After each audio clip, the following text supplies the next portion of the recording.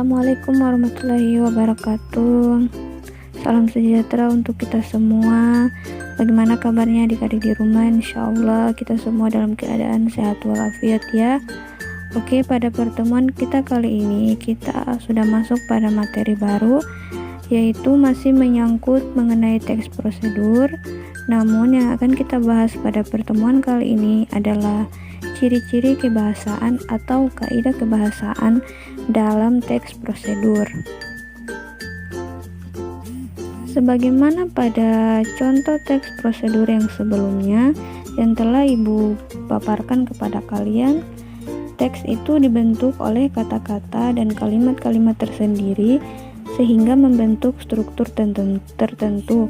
Kalimat atau kata-katanya itu memiliki ciri yang relatif berbeda dengan ciri kebahasaan teks lain. Nah, berikut ini beberapa kaidah kebahasaan yang berlaku dalam teks tersebut. Yang pertama, bagian A. Oleh karena merupakan petunjuk, dalam teks prosedur kompleks banyak dijumpai kalimat perintah. Bahkan, dalam beberapa contoh, kalimat perintah itu pun digunakan sebagai anak judul. Misalnya, bacalah peluang kerja dan carilah informasi sebanyak-banyaknya. Dua penggalan kalimat tersebut adalah contoh dari kalimat perintah. Yang kedua, bagian B. Konsekuensi dari penggunaan kalimat perintah, banyak pula pemakaian kata kerja imperatif. Imperatif merupakan kata yang menyatakan perintah, keharusan, atau larangan. Contoh, bacalah, carilah, harus, jangan, perlu, dan tak perlu. Kata kerja imperatif dibentuk oleh akhiran kan, i, maupun partikel lain seperti lah. Berikut ini adalah bentuk-bentuk dari kata kerja imperatif. Yang pertama, kata dasar atau bentuk dasar perhati. Mendapatkan imbuhan atau mendapatkan partikel kan menjadi kata perhatikan. Kemudian contoh yang kedua adalah kata dasar pasti. Mendapatkan imbuhan atau partikel kan berubah menjadi kata pastikan. Kemudian yang ketiga adalah kata tunjuk. Mendapatkan imbuhan kan menjadi tunjukkan. Begitu pula contoh-contoh lainnya. Ketika mendapatkan imbuhan kan, dia akan menjadi atau akan berubah menjadi arti yang lain. Bisa dipahami ya? Kemudian selanjutnya yang bagian C, dalam teks prosedur juga banyak digunakan konjungsi atau kata penghubung yang menyatakan urutan kegiatan seperti kata dan, lalu, kemudian, setelah itu, dan selanjutnya. Kata-kata seperti itu juga digunakan sebagai konsekuensi dari langkah-langkah penggunaan sesuatu yang bersifat kronologis. Akibatnya, teks semacam itu menuntut kehadiran konjungsi yang bermakna kronologis pula. Kemudian selanjutnya, dalam teks yang sejenis, banyak digunakan kata-kata penunjuk waktu, seperti contohnya, beberapa menit kemudian, dan setengah jam, tadi, barusan, besok, dan lain-lain. Kata-kata itu terutama banyak digunakan dalam teks prosedur yang berbentuk resep makanan atau proses pembuatan suatu makanan. Kemudian selanjutnya, banyak menggunakan kata-kata teknis berkaitan dengan tema yang dibahasnya. Contoh, petunjuk tentang berpidato banyak menggunakan kata-kata berkaitan dengan keterampilan berbicara atau berkomunikasi. Petunjuk tentang penggunaan alat-alat elektronik banyak pula menggunakan kata-kata perelektronikan.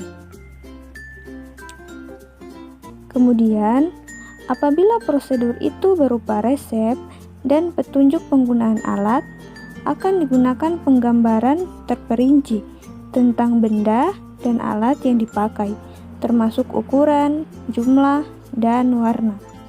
Sebagai contoh terdekat, perhatikan kembali teks berjudul Trik Membaca Peluang dan Menulis Lamaran Pekerjaan. Berdasarkan kaidahnya, teks tersebut sudah memenuhi karakteristik dari teks prosedur kompleks, yaitu sebagai berikut. Dalam teks tersebut, terdapat atau menggunakan kalimat perintah. Contohnya, seperti bacalah peluang kerja, carilah informasi sebanyak-banyaknya. Itu merupakan kalimat perintah yang berisi ajakan. Kemudian yang kedua, menggunakan kata kerja imperatif. Misalnya, harus lakukan atau sebaiknya, biarkan, dan tunjukkan. Kemudian yang ketiga, menggunakan kata penghubung yang menyatakan urutan kegiatan. Kata penghubung tadi sudah dibahas seperti dan, kemudian. Yang selanjutnya, yang keempat, menggunakan kata-kata penunjuk waktu. Seperti kata tadi, barusan, sekarang, dan lain-lain. Kemudian, menggunakan kata-kata teknis pada bidang tertentu. Dalam teks tersebut, kata-kata yang dimaksud adalah contohnya lamaran kerja, peluang kerja, lowongan kerja, manajer humas, formulir PHK, dan wawancara. Untuk memperoleh kejelasan isi dari suatu teks prosedur, terutama terkait dengan aspek kebahasaannya, kita dapat melakukan hal-hal berikut ini. Yang pertama, mengartikan kata-kata sulit. Misalnya, dalam suatu teks terdapat kata-kata berikut, yaitu kata-kata kualifikasi, kandidat, verbal, non-verbal, klise, nominal, tunjangan. Kata-kata ini merupakan tergolong kata-kata sulit. Biasa kita kenal dengan bahasa atau kata ilmiah. Nah, untuk mencari arti kata-kata tersebut, kita harus membuka kamus tentunya. Dengan demikian, kita dapat memaknai kata-kata itu berdasarkan konteks kalimatnya. Nah, yang pertama, arti kata yang berdasarkan kamus disebut dengan makna leksikal. Sedangkan, arti kata yang berdasarkan konteks kalimat disebut dengan makna struktural. Kembali pada contoh tadi, yaitu contoh kita ambil kata kualifikasi, kandidat, dan verbal. Kita kelompokkan ke dalam makna leksikal dan makna struktural. Oke, kita awali dari kata yang pertama, yaitu kualifikasi. Berdasarkan makna leksikalnya, kualifikasi mengandung arti pendidikan khusus untuk memperoleh suatu keahlian. Kemudian yang kedua, bermakna keahlian yang diperlukan untuk menduduki sesuatu. Sesuatu yang dimaksud ini berupa jabatan. Kemudian makna yang ketiga, yaitu berarti tingkatan atau pembatasan. Kemudian jika masuk dalam makna struktural, kualifikasi bisa diartikan keahlian yang diperlukan untuk melakukan suatu pekerjaan. Nah, dari sini kita sudah bisa membedakan antara makna leksikal dan makna struktural dalam memaknai suatu kata. Dari kata kualifikasi tadi, makna leksikalnya hanya berdasarkan kamus. Sedangkan makna struktural adalah makna yang berdasarkan konteks atau yang merupakan kesimpulan dari makna-makna yang diperoleh dari makna leksikal tadi. Sampai sini bisa dipahami? Kemudian contoh yang kedua adalah kata kandidat. Dalam makna leksikal, kata kandidat dasarkan kamus berarti calon atau bakal. Kemudian bisa diartikan juga dengan pengikut atau penempuh ujian. Sedangkan berdasarkan makna struktural, kita kenal kata kandidat ini sebagai arti calon pegawai. Kemudian contoh yang ketiga adalah kata verbal. Kata verbal dalam makna leksikal yang berdasarkan kamus berarti lisan, artinya bukan tertulis. Kemudian bisa berarti hafalan dan kebanyakan diartikan sebagai kata kerja. Kemudian dalam makna struktural, kata verbal berarti sesuatu yang disampaikan secara lisan. Verbal diartikan secara lisan. Oke, sampai di sini Ibu bisa tegaskan kembali bahwa makna leksikal dan makna struktural itu adalah dua makna yang berbeda. Makna leksikal adalah makna yang berdasarkan kamus, yang diterjemahkan berdasarkan kamus. Sedangkan makna struktural itu makna yang menyeluruh, artinya makna yang telah berlaku dalam masyarakat, yang sudah lumrah kita dengarkan sehari-harinya. Seperti itu. Kemudian yang kedua adalah memaknai maksud teks secara keseluruhan. Hal ini dilakukan untuk mengetahui topik umum beserta langkah-langkah yang ada di dalam suatu teks prosedur. Menggunakan kalimat dengan penyambung antar kalimat. Silahkan kalian perhatikan kembali paragraf berikut ini. Perhatikanlah penggunaan kata dengan demikian pada kalimat terakhir paragraf tersebut. Jika dilihat dari fungsinya, kata-kata tersebut digunakan untuk mengaitkan kalimat terakhir dengan kalimat-kalimat sebelumnya. Dengan fungsi demikian, kata dengan demikian dinamakan dengan kata penyambung antar kalimat. Masih banyak kata yang berfungsi sebagai penyambung antar kalimat. Contohnya, kata sekalipun, walaupun demikian, walaupun begitu, meskipun demikian, sesungguhnya, itu, sebelum itu, dengan demikian, oleh sebab itu, dan selanjutnya. Deretan kata-kata tersebut merupakan kata-kata yang berfungsi sebagai penyambung antar kalimat. Adapun maknanya adalah sebagai berikut.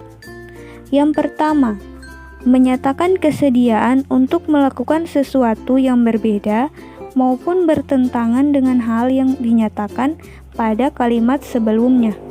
Contoh, kami tidak sependapat dengan dia. Meskipun begitu, kami tidak akan menghalanginya. Nah, yang digarisbawahi dalam kata pada kalimat tersebut adalah kata meskipun begitu. Kemudian yang kedua, menyatakan kelanjutan dari peristiwa atau keadaan pada kalimat sebelumnya. Contoh, mereka berbelanja ke supermarket.